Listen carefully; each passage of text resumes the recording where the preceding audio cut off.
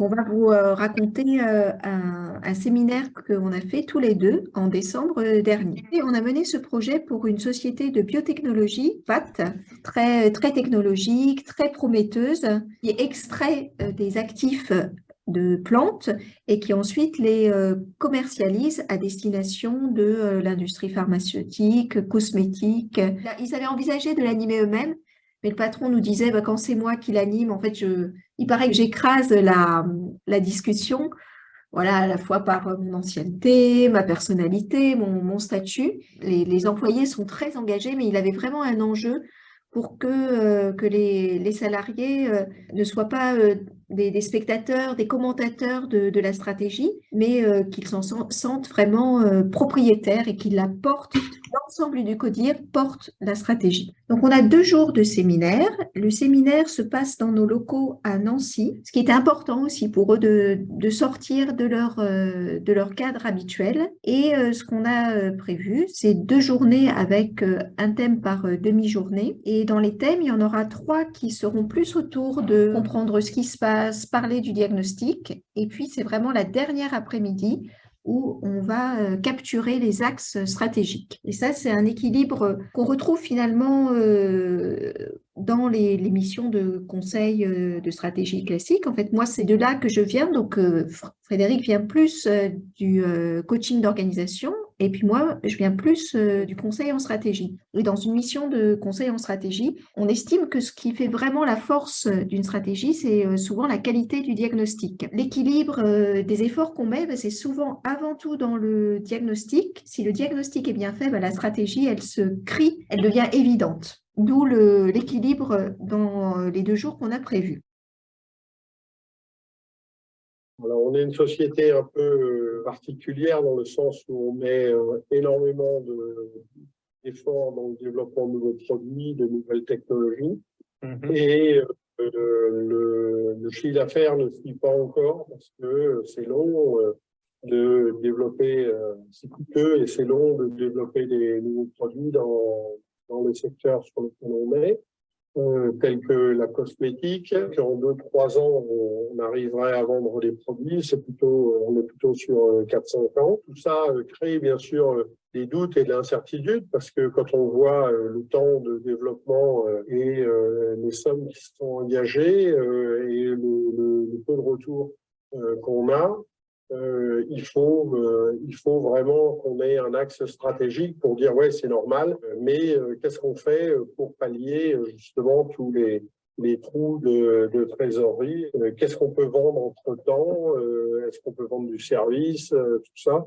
Donc c'est toute cette faire participer le CODIR qui soit plus simplement passif et qui voit les problèmes s'accumuler sur la tête de la société et au contraire qui soit acteur, participant à la réflexion stratégique et aussi à la solution. Moi, du fait de ma position, c'est peut-être un peu plus compliqué d'être animateur d'un cercle de réflexion parce que mon statut et puis mon ancienneté c'est peut-être plus difficile d'exprimer des différences de point de vue, quoique il me semble qu'on a quand même un CODIR qui est assez libre de donner son avis. Mais c'est vrai qu'il y avait un risque que j'écrase un peu le débat et que je fasse très vite des raccourcis vers ce que j'avais envie d'entendre.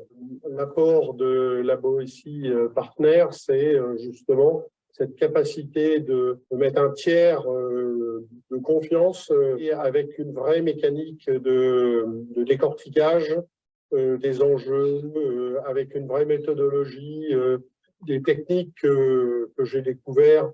Par exemple, faire une critique de notre société comme si on était un concurrent. Ça permet d'être très dur avec la société.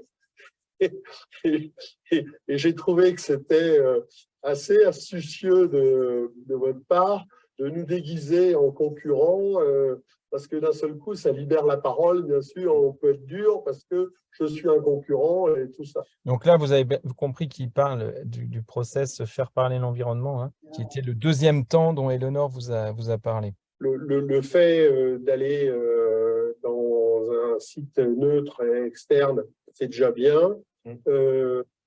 Donc ça a été extrêmement positif.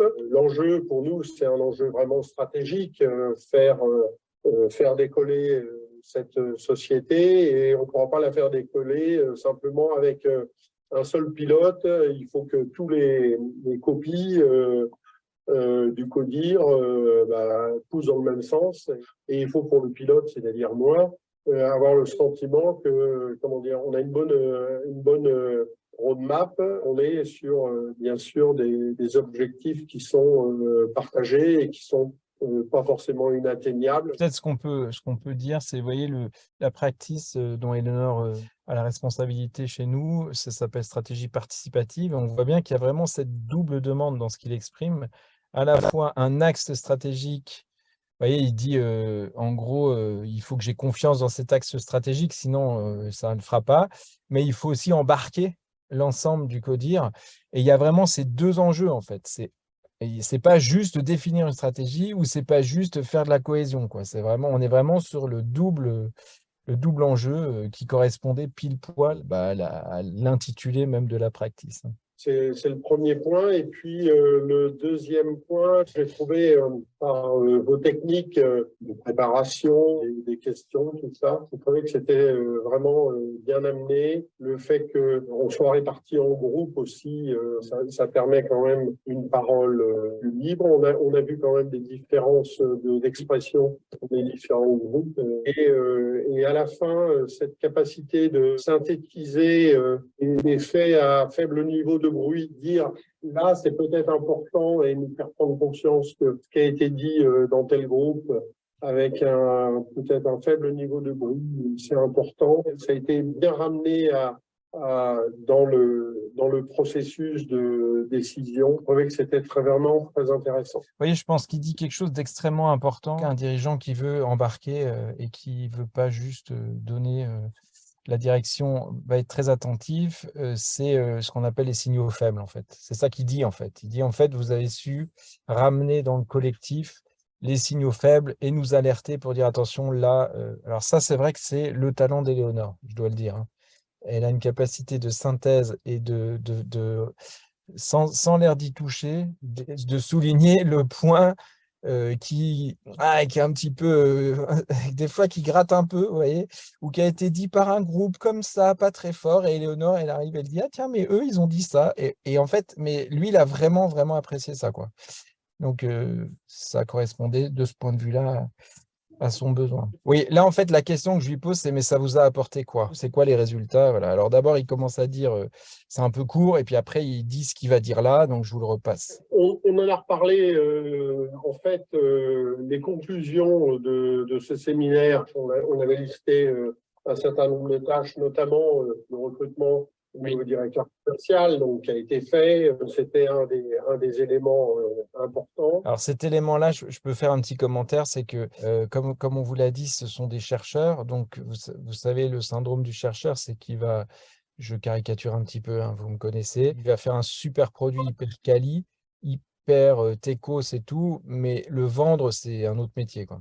Et donc, en fait, ils avaient un vrai sujet sur comme on a des super produits, mais il faut vraiment qu'on développe les ventes. Et donc, une des actions qu'ils avaient décidé, c'était le recrutement d'un directeur commercial. C'est pour moi un moyen de faire comprendre la globalité aux gens du CODIR, la globalité de la vision, et que les finances ne sont pas séparées des objectifs globaux de la société. C'est pas parce que Louis-Nicolas est sur d'autres aspects financiers qu'il ne fait pas avancer la société, bien entendu, et qu'il n'est pas dans les aspects commerciaux, mais le financement, c'est un pilier important.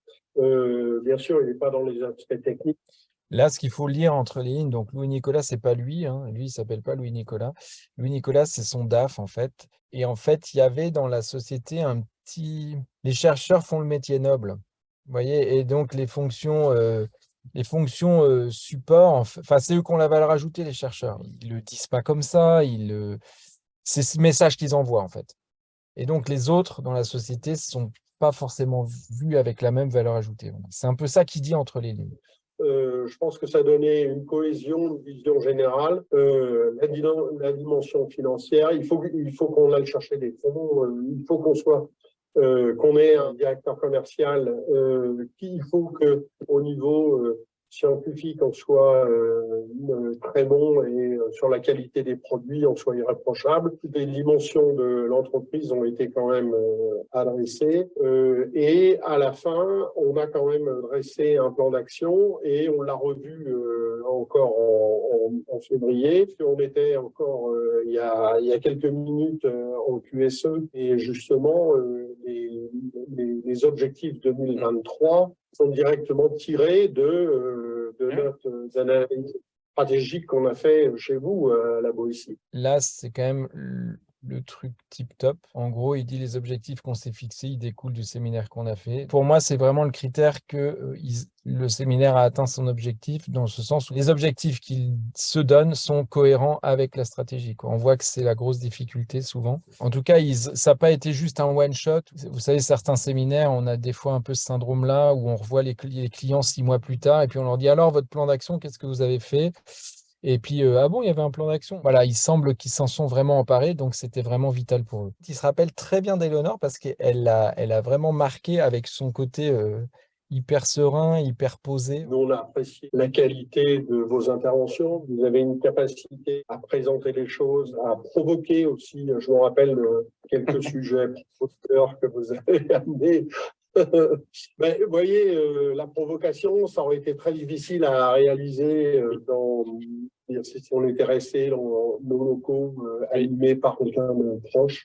Ça aurait été beaucoup plus difficile, je pense. La médiation à un tiers, ça a été, et puis avec la qualité qu'on vous connaît, ça a été très, très important. Voilà.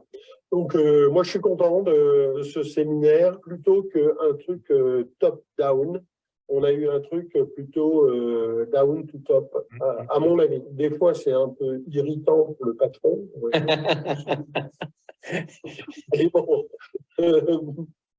c'est jamais agréable à entendre que le roi est libre. Et on peut le savoir avant de sortir. Je crois que c'est vraiment ce qu'il a vécu. C'est-à-dire, en fait, il y a eu des moments, vous voyez, il dit, c'était pas facile quand même pour lui. Enfin, moi, je trouve ça remarquable qu'un patron vous dise que c'est mieux que ce soit pas lui qui anime, que voilà, que le rôle du tiers, c'est vachement important. Et en plus, il dit à la fin, bah, c'est quand même pas agréable, quoi. C'est pas tout le temps agréable d'entendre ses collaborateurs proches dire certaines choses qui l'irritaient, quoi, qui grattaient, qui n'allaient pas dans son sens, pour être tout à fait clair.